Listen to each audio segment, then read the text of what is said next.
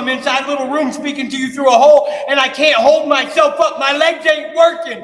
What don't you guys understand? Mr. Vasher, can you hear me? Mr. Vasher, can you hear me?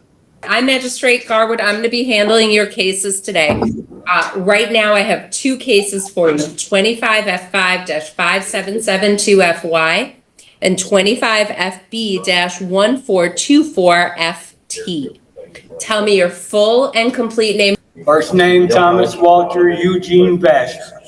Thank you. Sir, you have the right to remain silent. Anything you say can and will be used against you in a court of law. You have the right to an attorney. If you can't afford an attorney, the court will refer you to the local appointing authority. That's the public defender's office. You, I believe, met with Ms. Moeller today. She will assist you today. You also have the right to a probable cause within 14 days, a preliminary examination within 21 days, and you have the right to a trial. Do you understand your rights? Yeah, my rights have been violated this whole process, though. Okay. I haven't been able to feel my legs from the waist down since I've been here. They left me for 17 hours laying in a puddle of urine, not even called the hospital one time. Welcome back, everyone. Today, we're taking you inside a tense, high-stakes courtroom showdown you won't forget. On one side, we have Thomas Vasher, a defendant claiming severe mistreatment in custody, unable to even stand from a medical condition he insists has left him paralyzed from the waist down. On the other side, we have Magistrate Garwood, calmly trying to maintain order and walk through multiple felony and misdemeanor charges. From allegations of heroin possession and eluding police, to property crimes and traffic violations, this case is packed with complexity, contradiction, and shocking courtroom moments. Buckle up, because what unfolds next is equal parts drama, legal precision, and emotional intensity. Paperwork, I'll make a request that you're in to see the medical wing, okay? Please contact him because the sergeant here laughs at me and is leaving me laying in urine for 2 days now. I'm in a puddle of urine 12 foot around. Okay, so I'll make that request that they get you into medical. Her name is Burris. Sir, we're going to proceed, okay? We'll have counsel place their appearance on the record. Is there any objection that we take care of the cases jointly? No, Your Honor, I can certainly distinguish each case. Good afternoon, Stacey Schaffers, Assistant Prosecuting Attorney, appearing on behalf of the prosecution and petitioner on both matters here today. Thank you. And Allison Muller, Assistant Public Defender, here on behalf of Thomas Vasher on both matters. Mr. Vasher, can you state your name again, please? Thomas Vasher. Thank you. Counsel, would you like me to read the complaints or do you waive formal reading? Your Honor, we do waive formal reading. All right. What are we waiving? We don't. Here's a fascinating dynamic. On one hand, you have Magistrate Garwood, methodical, composed, and following procedure to the letter. On the other, Thomas Vasher, clearly frustrated, feeling physically compromised, and making claims of severe neglect. This clash sets the tone for the rest of the hearing. It's a textbook example of how emotional intensity and legal procedure collide. Judges are trained to remain impartial, but you can see every reaction matters here. The way Vasher interrupts, asserts his rights, and challenges the process gives viewers a rare look at courtroom tension at its peak. Go through all the details of each of the I need you to go through all the details. We waive nothing. Whenever I'm in the court, don't ever let no one lie and say I waived anything. I don't waive nothing. Okay, that's fine. I'll go through the details of the complaint on case ending. I have no business in here. They illegally arrested me while I was out on television. Mr. Vasher, you have to let me do my job, okay? Sorry. On case 1424FT, the charges it's alleged that on or about February 25th of 2025, that you were at Fall River Road and Rambling Road in Ypsilanti Township.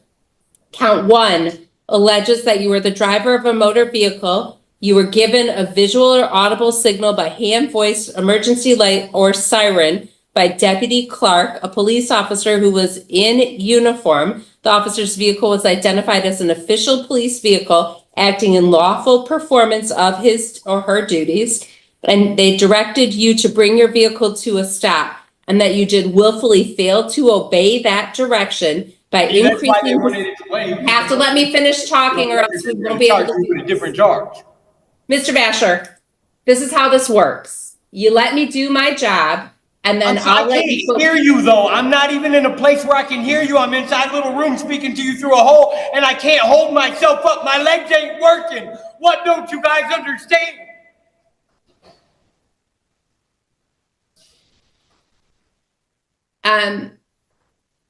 To the deputy, My legs ain't holding me up. can the deputy hear me? Yes, ma'am. Is there any way that you can move the device closer to Mr. Vasher so he can stay seated? I can't hear you, ma'am. I can't hear nothing you're saying. Let me see if I can turn this here. Let's see. And I can't sit in front of that beanhole at all. I can't hold myself up. My legs don't work. They ain't contacting medical for me. And deputy, is there any way that you can say to him that there's not a chair in there, there's just the bed? There's just 2 benches. Yes, ma'am. Okay, so there's nothing he can move to be closer to the door? No. No, ma'am. This is the closest I can get. So clearly he can hear me. If Yes. he can hear me from where he is, I'm happy to proceed. Okay.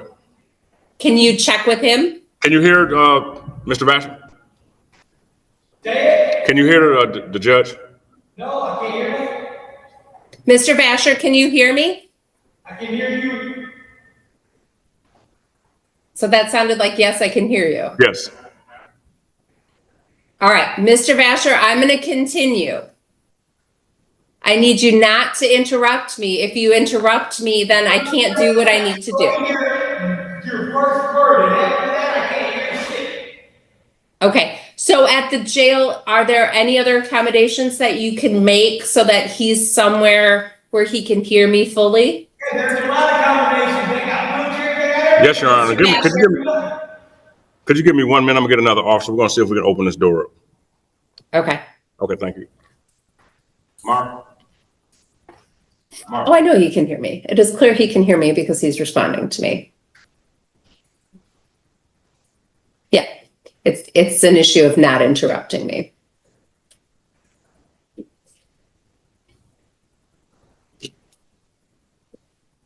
What was the last one?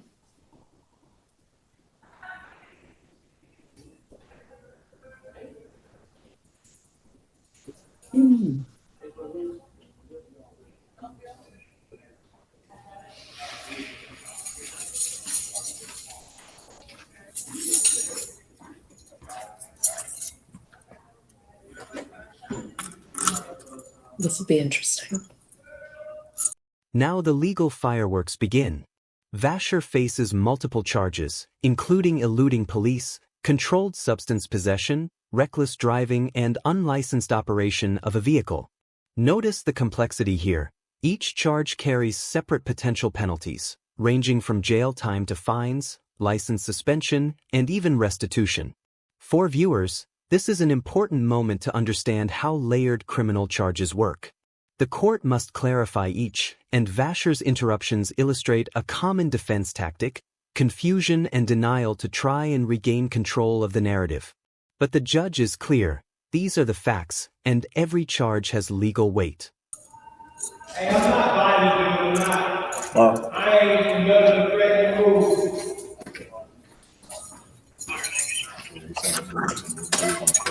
He can hear what she's saying.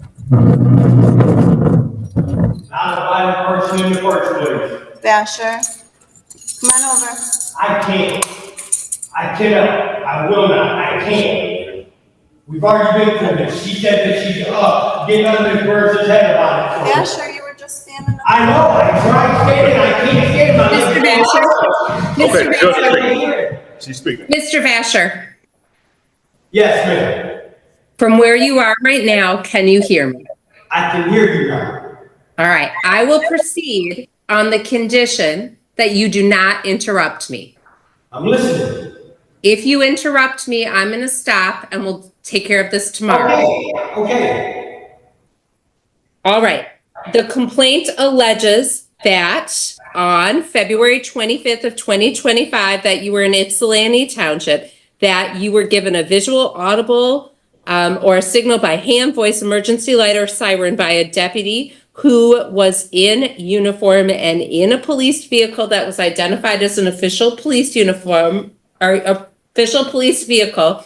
They were acting in lawful performance of their duties, and they directed you to bring your vehicle to a stop, that you willfully failed to do so and increased your speed and attempted to flee or elude, resulting in a collision or an accident in an area where the speed limit was 35 miles per hour. That is a felony with a maximum penalty 5 years in prison and or $1,000, and the Secretary of State will suspend your license for 1 year.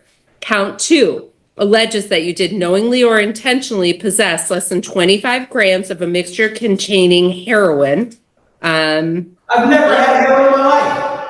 I'm still talking. Okay. Heroin and or fentanyl. That's a felony with a maximum penalty 4 years in prison and or $25,000. Count 3 is alleging that you did drive a vehicle on Holmes Road at or near Ridge Road in Ypsilanti, at or near Mott Road in Ypsilanti, in a willful or wanton disregard for the safety of persons or property. That's a misdemeanor with a maximum penalty 93 days in jail and or $500. Count 4 alleges that you did operate a vehicle on a roadway, Holmes, at or near Ridge.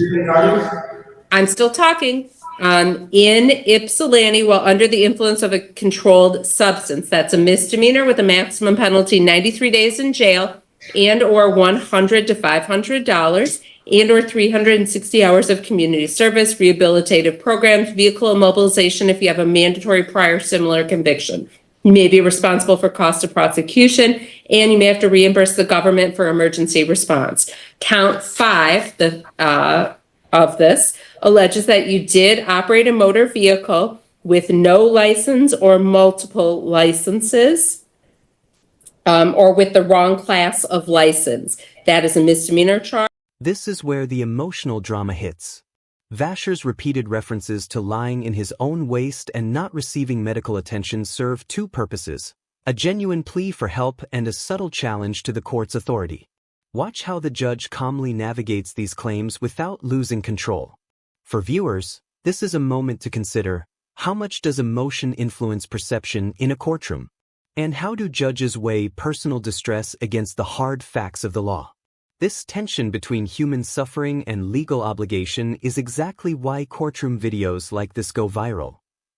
With a maximum penalty 90 days in jail and or $100. And count 6 alleges that you did drive a motor vehicle, a 2009 Cadillac DTS, upon those roadways, Holmes and Ridge in Ypsilanti, a public roadway, when your vehicle was not registered. That's a misdemeanor charge with a maximum penalty 90 days in jail and or $100. Those are the 6 charges in that complaint against you. You understand what you've been charged with and not maximum penalties. Not do you agree or disagree, but do you understand what you've been charged with? Actually, no, because you gave me like 10 charges and I only got 1 charge. I read to you 6 charges. I know, I got 6 charges and they picked me up and told me I had 2 charges. Okay, but that's different. I've now gone over each charge. So do you understand each charge I've told you about? No, I don't. I don't understand nothing. I don't understand none of this. All right, then listen to what I'm saying. So the first charge, it alleges that the police, either with their car or themselves, told you to stop your vehicle and you actually increased your speed and had a collision. Do you understand? Riding a bicycle. I never hit nobody. I was riding a fucking bike when they pulled me over. Excuse my language. I'm not going to excuse your language. I'm being respectful of you. I need you to... I'm sorry. I was riding a bike when they pulled me over. A bicycle. I just got my license 3 days ago, 5 days ago.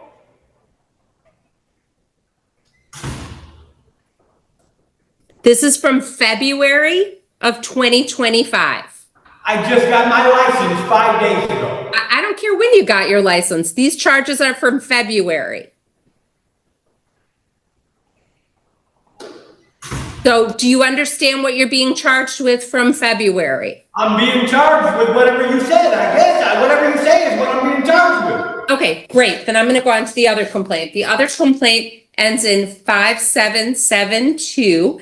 And that alleges that on or about May 9th of 2025, that you were in the city of Ann Arbor, 3035 Washtenaw Ave. It's alleged in count 1 that you did commit the crime of larceny by stealing a Samsung watch. That is a felony with a maximum penalty 4 years in prison and or $5,000. Count 2 alleges that you did while the Verizon store, Verizon Wireless, was open to the public, steal property of the store that was offered for sale at a price of less than $200. You have a prior conviction, so this is a second or subsequent offense, making misdemeanor with a maximum penalty 1 year in jail and or $2,000 or 3 times the value or difference in the price of property stolen, obtained, or attempted to be obtained, whichever is greater.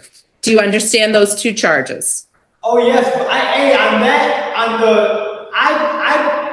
gave them that. I took the. Don't acknowledge that you stole something. No, I took it off the wall, and I made the dude that was standing there talking to me give me his charger and everything right off of him, and then I gave it back to him like an hour later after I left. I just showed somebody that I could do it. I took it back to him. It's all on videotape. Okay, so it's clear you understand the charges. You understand the maximum penalties? Yes. Okay, I'm gonna have you stand mute. I'll enter a plea of not guilty on your cases. I'm gonna schedule you for your next court date. Both the cases will travel together. They'll be handled on October 9th for a probable cause conference. That's at 9 a.m. or as soon thereafter as your case can be called. Can I ask a question? Can I finish saying my sentence? Okay, yes, ma'am. I'm sorry. So 9 a.m. or as soon thereafter your case can be called. They're at the 14A1 District Court in person in front of Judge Simpson. You had a question? My question is, my bond. Like, can I have a bond on this? Like, what is it? Can you what? Can I get a bond on this? Yeah, we're going to talk about that in just a second. We're not there yet. That's why you haven't. Here's the crux: 6 separate charges, each with distinct elements and penalties. Felony eluding with collision risk, misdemeanor reckless driving, operating under the influence, vehicle registration issues, and more. Each has potential jail time, fines, and long-term consequences. What's striking is Vasher's insistence that he only has 1 charge, showing either a misunderstanding or a deliberate misrepresentation. The judge patiently lays out the specifics, demonstrating how clarity and precision in legal communication are vital, especially when the defendant is resistant or confused. Are you done interrupting? Yes, Your Honor. I have been nothing but respectful to you. And I apologize. Okay, so show me and counsel the respect that we deserve. One more try. Yes, Your Honorable Judge. I'm sorry, Ms. Shaw. You're welcome to proceed. Thank you, Your Honor. We are also requesting standard bond conditions, including no assaultive behavior, no stalking behavior, no firearms, ammo, components, or weapons. Do not use or possess any device, including 3D printers, for creating or manufacturing gun components. Do not violate any laws. No alcohol, marijuana, or illegal drugs. Do not leave the state of Michigan without permission of the court.